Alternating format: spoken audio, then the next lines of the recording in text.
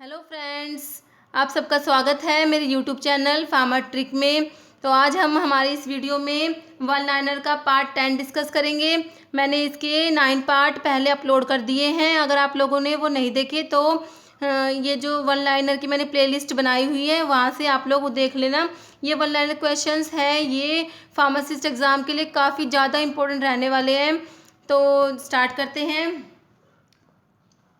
First है the anti inflammatory drug which is a pro drug and converted into sulphide active metabolite. तो कौन सी है ये anti inflammatory drug, मतलब जो ये एनसेड्स की बात हो रही है, जो non steroidal anti inflammatory drug होती है तो उनकी बात हो रही है। उनमें से कौन सी है जो प्रो ड्रग है, उसका सल्फाइड एक्टिव मेटाबोलाइट है। तो क्या होगा इसका आंसर? आप लोगों ने सोच लिया होगा। तो इसका आंसर क्या हो गया? सुलिंडेक। ठीक है, सुलिंडेक जो है ये क्या होती है? प्रोड्रग होती है और एनसेड्स के अंडर आती है, non steroidal anti inflammatory drugs के अंडर आती है।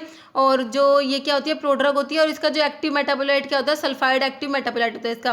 तो याद रखना है। नेक्स्ट है विच एक और प्रोड्रग है एनसेड्स में, नाब्यूमिटोन, वो भी प्रोड्रग होती है। ठीक है। नेक्स्ट है which inorganic ion is used in bipolar depression. तो बाइपोलर डिप्रेशन में कौन सा इनऑर्गेनिक आयन यूज़ करते हैं? तो इसमें लिथियम यूज़ होता है। ठीक है, लिथियम जो होता है ना, लिथियम का कार्बोनेट सोल्ट होता है, याद रखना। ये भी कई बार क्वेश्चन पूछ लेते हैं। तो लिथियम का जो कार्बोनेट सोल्ट होता है, लिथियम कार्बोनेट, इसको इसमें बाइपोलर डिप्रेशन में यूज़ करते हैं। नेक्स्ट है which anti malarial drug is avoided in patient having glucose 6 phosphate dehydrogenase deficiency. इसको ऐसे भी लिख देते हैं, ग्लूकोज 6 फॉस्फेट डिहाइड्रोजिनेज डेफिशिएंसी में कौन सी एंटी मलेरियल ड्रग अवॉइड करते हैं? तो क्या होगा इसका? विच एंटी मलेरियल ड्रग? तो एंटी मलेरियल ड्रग कौन सी है? प्राइमाक्विन। प्राइमाक्विन जो है ये क्या है? एंटी मलेरियल ड्रग है। और ये क्या होती है? 8 हाइड्रोक्सी क्विनोलिन डेरिवेटिव होता है ये प्राइमाक्विन। तो इसमें दो ड्रग आती है, प्राइमाक्विन और ब्यूलाक्विन। ये क्या होती है? 8 हाइड्रोक्सी क्विनोलिन है। और इसको जो क्या इसमें ग्लूकोज 6 फॉस्फेट डिहाइड्रोजिनेज की डेफिशिएंसी जिन पेशेंट्स में होती है उसमें इसको अवॉइड करते हैं, क्योंकि इससे क्या हो जाता है? हीमोलिटिक एनीमिया हो जाता है। अगर इन पेशेंट्स को ये प्राइमाक्विन देते हैं जिनमें ये इसकी डेफिशिएंसी होती है ग्लूकोज 6 फॉस्फेट डिहाइड्रोजिनेज की, तो इससे क्या होता है? हीमोलिटिक एनीमिया हो जाता है। और ये प्राइमाक्विन जो है इसको प्रेगनेंसी में भी अवॉइड करते हैं। क्यों? क्योंकि जो फिटस जो होता है वो ग्लूकोज 6 फॉस्फेट डिहाइड्रोजिनेज डेफिशिएंट होता है। तो इससे क्या हो जाता है? फिटस में हीमोलिटिक एनीमिया होने के चांस होते हैं। इसलिए क्या करते हैं? इसको प्रेगनेंसी में इसको प्राइमाक्विन नहीं देते। तो ये क्वेश्चन भी आता है which anti malarial drug is avoided in pregnancy. तो ये है प्राइमाक्विन। नेक्स्ट है which amino acid is precursor for serotonin. तो सीरोटोनिन जो है इसका प्रिकर्सर अमाइनो एसिड कौन सा है? सीरोटोनिन को 5 हाइड्रोक्सी ट्रिप्टामिन भी बोलते हैं। ठीक है, तो इसका प्रिकर्सर अमाइनो एसिड होता है ट्रिप्टोफन। ठीक है, ट्रिप्टोफन इसका प्रिकर्सर होता है। और ट्रिप्टोफन एक अल्कलॉइड्स में से भी जो इंडोल अल्कलॉइड्स होते हैं ना, उनका प्रिकर्सर अमाइनो एसिड भी क्या होता है? ट्रिप्टोफन होता है। तो ये भी इंपॉर्टेंट क्वेश्चन है, ये भी याद रखना है। इंडोल अल्कलॉइड्स का प्रिकर्सर भी हो गया ट्रिप्टोफन। और ट्रिप्टोफन क्या है? ये एरोमेटिक अमीनो एसिड के अंदर आता है। हमने कल देखा था एरोमेटिक अमीनो एसिड कौन कौन से होते हैं? फिनाइल एलेनिन, टायरोसिन और ट्रिप्टोफन, ये तीनों क्या होते हैं? एरोमेटिक अमीनो एसिड होते हैं। नेक्स्ट है विच इकोसेनॉइड आर सिंथेसाइज्ड बाय प्लेटलेट्स। तो प्लेटलेट्स के थ्रू कौन सा इकोसेनाइड सिंथेसाइज होता है? इकोसेनाइड्स में कौन कौन से आते हैं? इनमें थ्रोम्बोक्सिन आते हैं, ल्यूकोट्राइन्स आते हैं और प्रोस्टाग्लैंडिन्स आते हैं। ठीक है, तो ये भी इंपॉर्टेंट क्वेश्चन है। ये भी आ जाता है कि विच इज़ नॉट इकोसेनोइड। तो 3 तो ये ऑप्शन दे देंगे, एक चौथा कोई और दे देंगे। तो इकोसेनाइड्स में है ल्यूकोट्राइन्स, थ्रोम्बोक्सिन्स और प्रोस्टाग्लैंडिन्स। तो कौन सा जो ये इकोसेनोइड है जो प्लेटलेट से सिंथेसाइज होता है? तो वो होता है थ्रोम्बोक्सेन A2। जो थ्रोम्बोक्सिन A2 है ये जो है प्लेटलेट से सिंथेसाइज होता है। तो ये थ्रोम्बोक्सिन्स जो है ये क्या करते हैं? प्लेटलेट को एग्रीगेट कराते हैं। ठीक है, एग्रीगेट कराएंगे, प्लेटलेट के एग्रीगेशन में हेल्प करते हैं ये थ्रोम्बोक्सिन। और एक होता है इसका ऑपोजिट होता है PGI2, प्रोस्टाग्लैंडिन I2 होता है, उसे प्रोस्टासाइक्लिन भी बोलते हैं। वो क्या कराता है? प्लेटलेट के एग्रीगेशन को इनहिबिट करता है। तो इन दोनों का एक दूसरे का ऑपोजिट एक्शन होता है, ये भी याद रखना है। नेक्स्ट है N acetyl para benzoquinone imine is metabolite of which NSAID. तो कौन सी एनसेड्स में कौन सी ड्रग है जिसका मेटाबोलाइट है ये N acetyl para benzoquinone imine? तो इसका आंसर है पैरासीटामोल।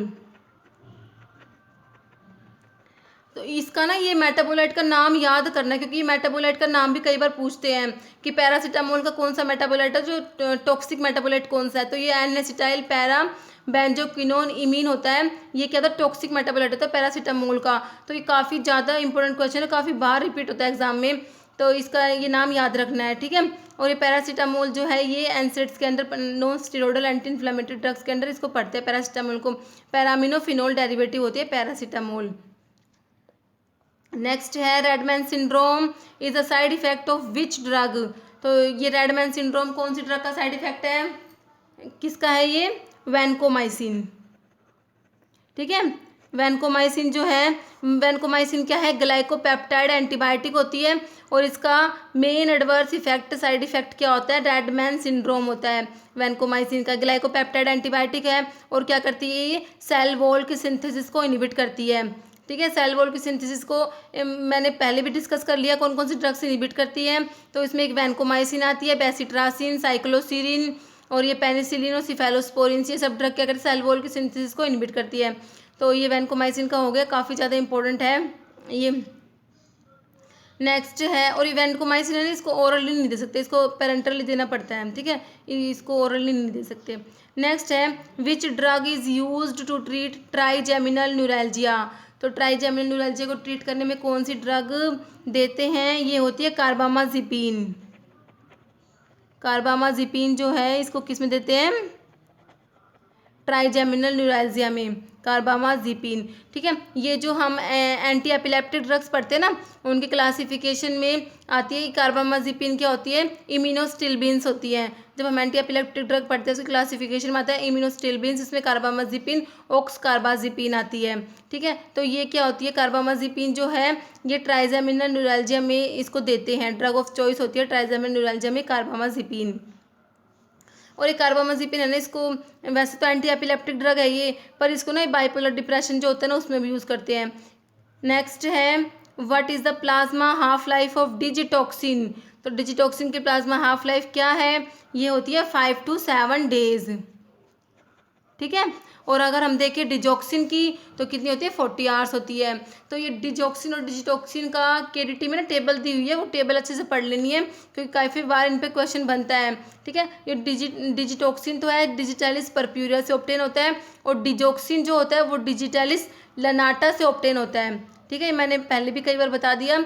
तो इसकी हाफ लाइफ है ना इसकी ज़्यादा है, तो इसमें ना ज़्यादा वर्ड्स हैं, जैसे डिजिटॉक्सिन में ज़्यादा अल्फ़ाबेट्स आ रहे हैं, डिजॉक्सिन में कम आ रहे हैं, तो हम इससे याद कर सकते हैं कि इसकी हाफ लाइफ ज़्यादा है और उसकी कम है, ठीक है। तो इसकी 5 to 7 days है और उसकी डिजॉक्सिन की है 40 hours होती है। नेक्स्ट है dried ripe seeds of Tribulus terrestris is known as. तो ये ट्राइबुलस टेरेस्ट्रिस ये किसका सोर्स है, तो ये किसका होता है, गोखरू का, ठीक है। जो गोखरू होता है, गोखरू किस में पढ़ते हैं हम, ये सैपोनिन ग्लाइकोसाइड्स के अंडर आता है गोखरू। इसका सोर्स क्या होता है, dried ripe seeds of Tribulus terrestris, और फैमिली क्या होती है, जाइगोफाइलेसी फैमिली होती है इसकी, ठीक है। तो इस वीडियो में इतना ही। वो कल मैंने ना एक क्वेश्चन उसमें जब वो पिरिमिडिन एंटागनिस्ट बताया था ना, तो उसमें मैंने एक गलत बता दिया था, वो 6 फ्लोरोयूरेसिल बता दिया, 5 फ्लोरोयूरेसिल होगा, तो वो गलती से बोला गया, ठीक है। तो वो ठीक कर लेना, मैंने वो गलती से बोल दिया। तो इस वीडियो में इतना ही, और अगर आप लोगों को वीडियो अच्छी लगी हो तो इसे लाइक करना और चैनल को प्लीज़ सब्सक्राइब जरूर करना। Okay, thank you.